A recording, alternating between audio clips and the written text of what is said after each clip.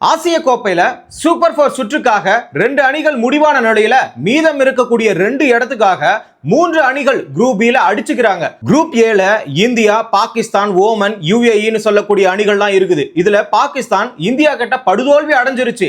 அதுவும் இல்லாம கைக்குலுக்கல் பிரச்சனையில நிறைய விவாதம்லாம் நடந்துச்சு.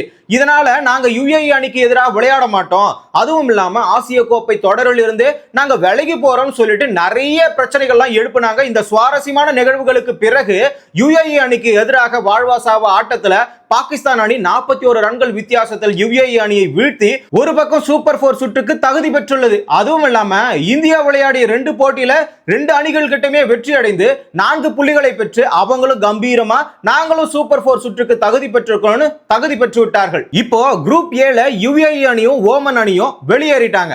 ஆகையினால இந்த குரூப் A ல யார் வெளியேறாங்க, யார் உள்ள போனாங்கன்றது தெளிவா தெரிஞ்சு போயிடுச்சு. ஆனா குரூப் A அப்படி கிடையாது.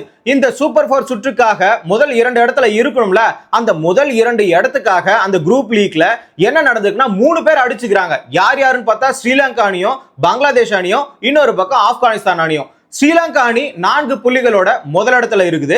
2வது இடத்துல பங்களாதேஷ் அணி 4 புள்ளிகளோட ரன் ரேட் அடிப்படையில் 2வது இடத்துல இருக்குது. 3வது இடத்துல 2 புள்ளிகளுடன் ஆப்கானிஸ்தான் உள்ளது. இதுல என்னவா பிரச்சனை? முதல்ல 4 2 பேர் இருக்காங்களா, அவங்க உள்ள போக வேண்டியதானே. இங்கதான் மிகப்பெரிய ஒரு சிக்கலே. இந்த இடத்துல கடைசி போட்டி இந்த குரூப் B ல இந்த லாஸ்ட் லீக் எதுன்னு பாத்தீங்கன்னா ஆப்கானிஸ்தானுக்கும் ஸ்ரீலங்காவுக்கும் நடக்கக்கூடிய மேட்ச் தான். இந்த போட்டியில ஒருவேளை ஸ்ரீலங்கா ஜெயிச்சிடுச்சுன்னா 6 புள்ளிகளோட ஸ்ரீலங்கா அணியும் 4 புள்ளிகளோட பங்களாதேஷ் அணியும் இப்போ சூப்பர் 4 சுற்றுக்கு தகுதி பெறுவாங்க. ஆனா இந்த இடத்துல ஸ்ரீலங்கா அணி தோத்து போயிடுச்சுன்னா அந்த இடத்துல என்ன நடக்கும் தெரியுமா? ஸ்ரீலங்கா அணியும் ஆப்கானிஸ்தான் அணியும் உள்ள போவாங்க சூப்பர் 4 சுற்றுக்கு. எப்படின்னு தானே கேக்குறீங்க?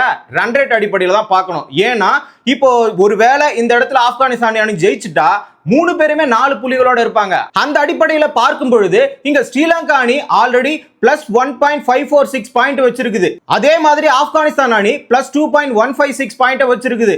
ஆனா இந்த இடத்துல பங்களாதேஷ் அணி மட்டும் தான் -0.270 என்ற பாயிண்ட் வச்சிருக்கிறதுனால கண்டிப்பா இந்த இடத்துல ஆப்கானிஸ்தான் அணி ஸ்ரீலங்கா அணியை தோல்வியுற செய்தால் இவங்க மட்டும் தான் உள்ள போவாங்க. பங்களாதேஷ் அணி ஈஸியா வெளியே போயிடும். ஒருவேளை இந்த இடத்துல ரொம்ப படுமோசமா தோல்வி அடைய செய்தால் ஸ்ரீலங்கா அணியை ஆப்கானிஸ்தான் அணியும் பங்களாதேஷ் அணியும் உள்ள போகும். சோ இந்த சூழ்நிலையெல்லாம் வச்சு பார்க்கும்போது நீங்க கமெண்ட்ல சொல்லுங்க, எந்த 2 அணிகள் சூப்பர் 4 சுற்றுக்கு தகுதி பெறும் சொல்லிட்டு.